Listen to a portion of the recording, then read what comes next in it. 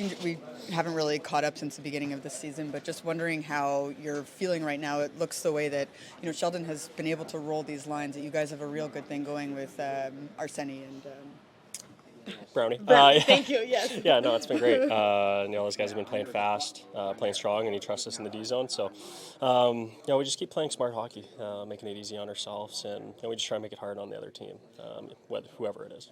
And for you, what are you kind of liking about the way you guys are working together? Because obviously, Brownie's been in the league a long time, so have you. But you have Arseni, who's really smart, and seems like he's really caught up quite quickly to Yeah, everything. yeah, he's awesome. He's kind of like a sponge. He's always asking questions, and he's a really nice kid. So it makes it easier when everybody's very coachable. Whatever we see on the ice, we go to one another. We don't beat around the bush. We go right after each other. So it's been great. But like you said, like Brownie scoring, Grits is making plays, but we're also doing the defensive part. So if we can keep doing that and free up some other lines, we'll be in a good spot. For you now, sort of seeing the way you guys have been able to generate a little bit of momentum here, these 4 in a row, what has been the most impressive thing to you about the way you guys have handled certain moments in games? Maybe whether you're behind or difficult, right? Difficult first period there. Yeah, I think just trying to be consistent. No matter what happens during the game, just kind of try and play the same way. We're going to give up chances. That's kind of how the league goes, and there's a lot of good players out there. But it's what we do after. Just forgetting about it, having a clean slate, and just being there for one another. Like I said before, communicating, and like you said, Grits is for sure in the league.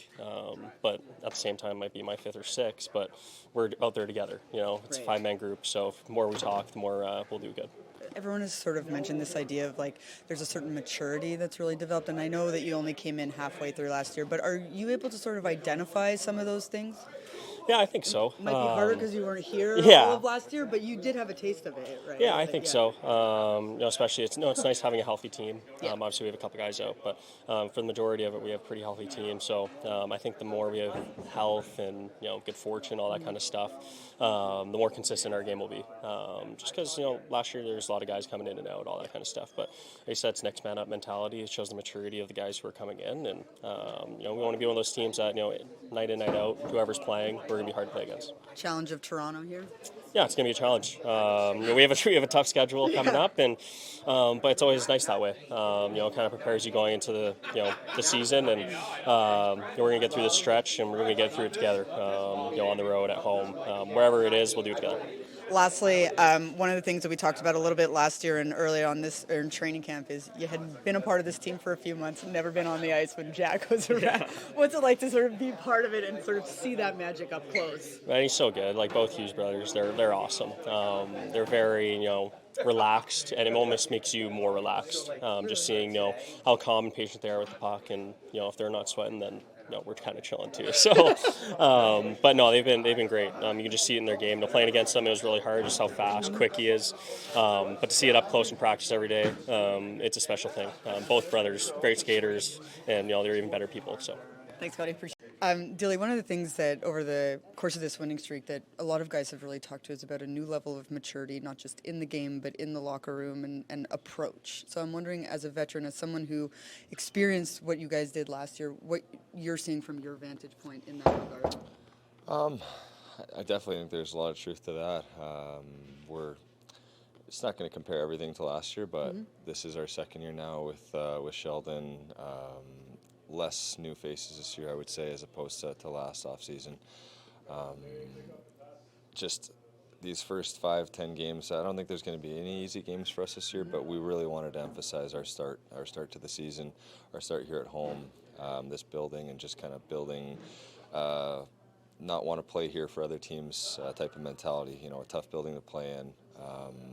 Kind of pick up where we left off with special teams last year, and we just really want to be a good team, and I think that kind of boils down to all those different points of being a mature team and understanding if you have a bad shift or a bad period that, okay, we got to just wipe that off and go for the next one. I think the conversation within the room in between periods, in between games, has been good, been pretty honest for the most part, and I think that's just kind of every line and every D pair taking that upon themselves to do that, and it's, I think, reflects in our 4 wins. It's been different lines or different ways we've kind of found a way, each of them. So I think that's pretty reflective on our team. You mentioned it a little bit there, but for me, it's like if you guys are behind, or if things are maybe, you give up that early goal in the Florida game, there's like a different level of poise, it almost feels like, in handling those moments in games. Yeah, look at last game, for instance. We feel like we're playing pretty well. Edmonton scores that one in the second to kind of build some momentum for that side, and it would have been easy for us to let it snowball and let them kind of really get it back into the game. But I just felt whether it was the start of the third period for us, big penalty kill in the third period for us, where Brownie scores. It was just, I feel like those important parts of the game we're understanding how big those moments are, and a little clear out of the zone as opposed to turning it over or a stick in the right lane. We're by no means have we had a perfect start, and we talked about that. We still got lots of areas we can grow upon, but I think it's an encouraging start, and we've just got to kind of continue it on here. You never know from one season to the next if something will carry over, but you do have a lot of returning players. But the penalty kill is obviously one of those things that have. I mean, what's it like to be a part of this early? Yeah, what Brad has maybe brought to the fold as well. Yeah, I as you said, it's early, but we really care about it. Like, we just want it to be a big part of our team. It can be a big momentum changer, positively or negatively, when you get a penalty kill and you're playing against the other team's top players. I feel like we maybe done it a little bit too much early on in the season here, having to rely on it. But Luke, Brownie, Pesh, myself, Siegs, really Nico, everyone, Merce, everyone that's killing really is just really, we really care about it. We want to do well in it. We want to be the best we can, whether it's a block shot or a stick or a battle, a competitive, whatever it is. And it's especially as you grow and get better at it, other teams adjust too. So we just got to be ready for what power plays throw at us and continue to have it be a positive. In that respect, like, do you think other teams are nervous on their own? They can be nervous, especially with how many offensive weapons also exist, and Well, that's the flip side of it. Is yeah. we've got the speed and we've got the smarts to make plays, on the PK side too, and we've scored a couple now early. I think collectively we're all on the same page for the most part, and we talk a lot out there, the 4-man unit. So that's got to be something, and you hope that gets into the other team's mind, because then they're not thinking about themselves, right? So we don't want to be over on that side, but at the same time, it's been good for us. How crucial has Jake Allen been for this team, on the ice obviously, but inside here too? Yeah, Jaker is a huge part of the locker room. I think his experience, how he handles himself day to day. I don't think he was probably in his head planning on playing this many in a row early on. And I think for him, though, he's such a solid goaltender that has done it for a long time. There's a reason why it was so crucial and important to bring him back for us. And for the type of person he is, I think all of us want to block that extra shot for him and do that that extra clear, get out of the way. And in turn, I think he's been unbelievable for us early on. He plays the puck well. He's just rock solid, and I think the results show. What have your early impressions of Brad Shaw been working with him? Yeah, Shaw's been good. He's been around a long time, so he must be doing something right. I think for our back end, we've kind of got a good blend of young players, veteran players, offensive, defensive, kind of a smorgasbord, if you will, which is good. And I think for him, the way that all 7 of us communicate is different too. So I think early on, he's getting to know us. It's nice when things are going well like they are.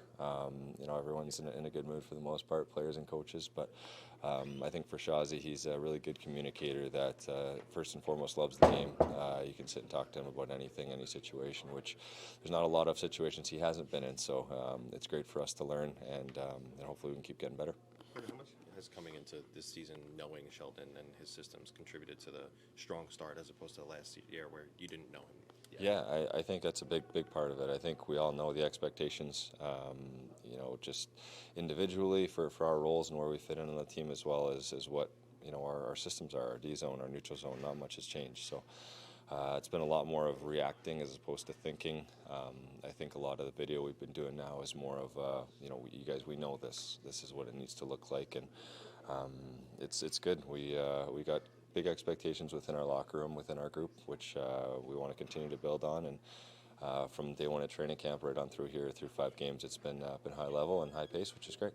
We keep talking about this mature game that this team is now playing or newly developed, but how important is it coming from some of the top guys like Jack and Timo and Nico, whereas maybe, going down early in a game would make you guys a little unsettled, but you seeing that maturity now in them to not, I don't want to say panic, but be unsettled, how does that affect the rest of the lineup?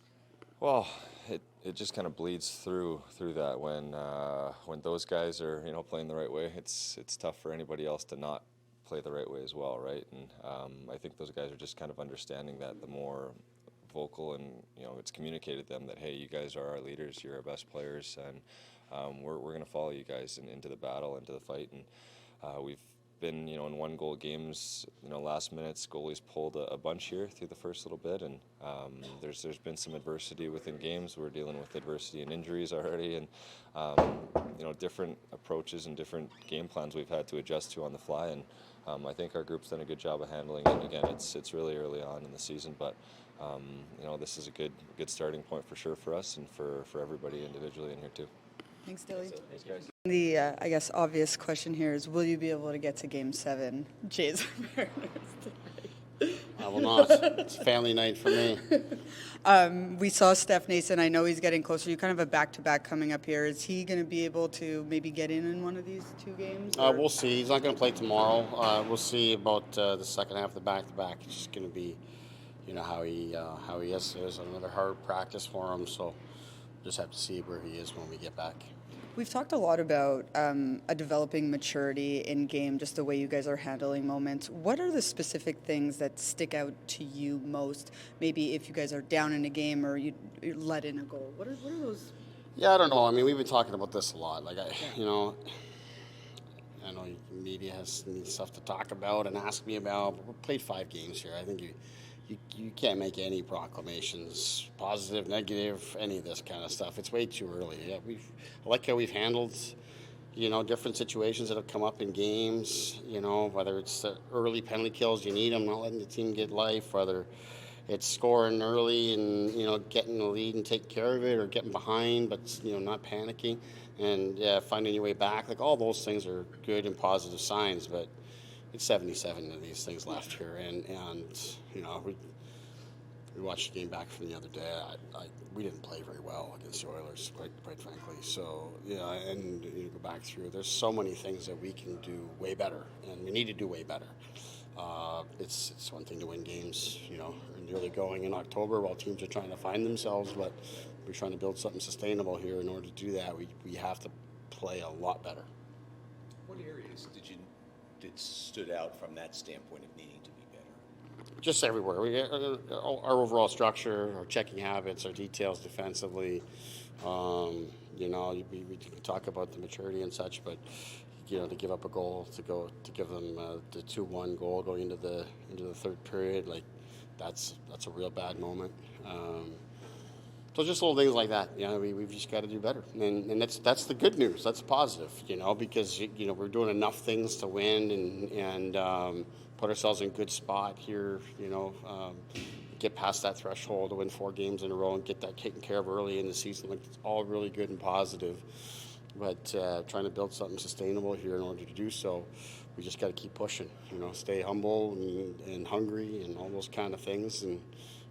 That was really the message for our guys here today. Let's keep working and be excited about what we've done to this point, and it speaks to the potential of our team. But the way we've played to this point, it's not going to be good enough to sustain our level of play over the course of the season. And you wouldn't expect it to. It's only 5 games, so that's why we don't think things.